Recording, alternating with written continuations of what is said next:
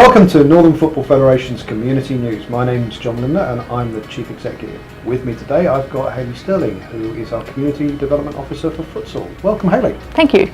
Hayley, a lot of people don't know what futsal is. Perhaps you can tell us a little bit about what the game actually entails.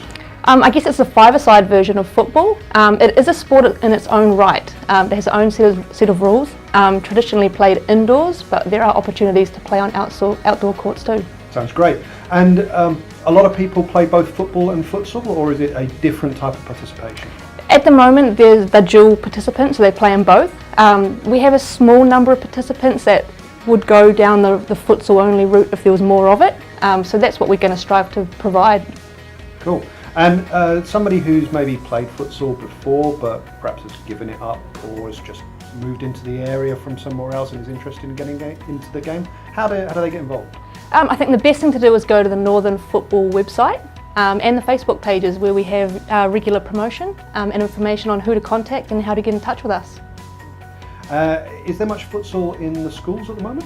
Yeah, we do have the futsal in schools running in conjunction with our football in schools, and that offers the first real engagement for new participants from the age of 5 through to 12. And that's a really good market for us to go into and try to promote the game that way. Is futsal a particularly attractive sport for, say, girls and women in particular to get involved in, get fit, have some fun? I think so, because of the nature of the game is quite fast and sharp. It's at the same venue regularly. It's quite accessible, whereas sometimes there are some challenges with travelling on the football side of the game, whereas futsal doesn't really have that if we can get the venues right. What sort of opportunities are there for people to take part in futsal? You've mentioned that there's some competitions and stuff in schools. It's not really a club-based sport at the moment. So if somebody was interested in futsal but had one eye, where could I go to with this game? What's the advice that you would give them? Well, at the moment, for Term 2 coming up, we've got futsal development programs which are aimed for our under 12 participants, and they can be anyone from a new beginner to someone who's got a past experience in the game.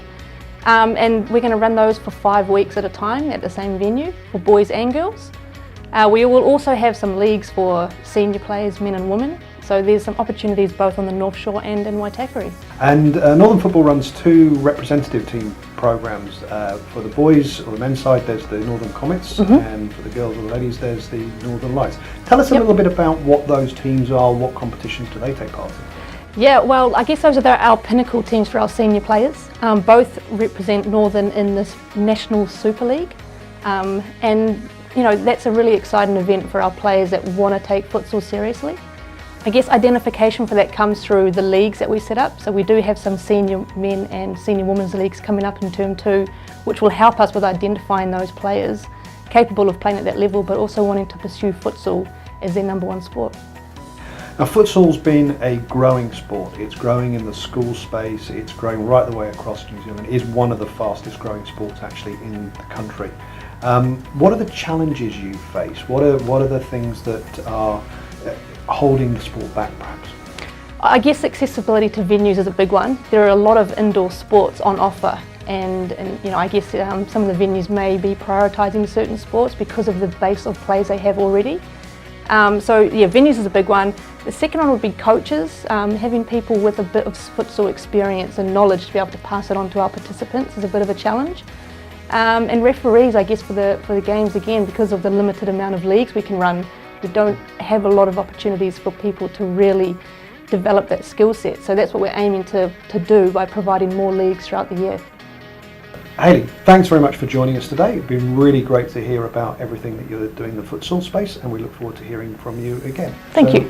If you want to get involved in futsal, either as a player or as a coach or as a referee, go to nff.org.nz or contact hayley.sterling@nff.org.nz for more information.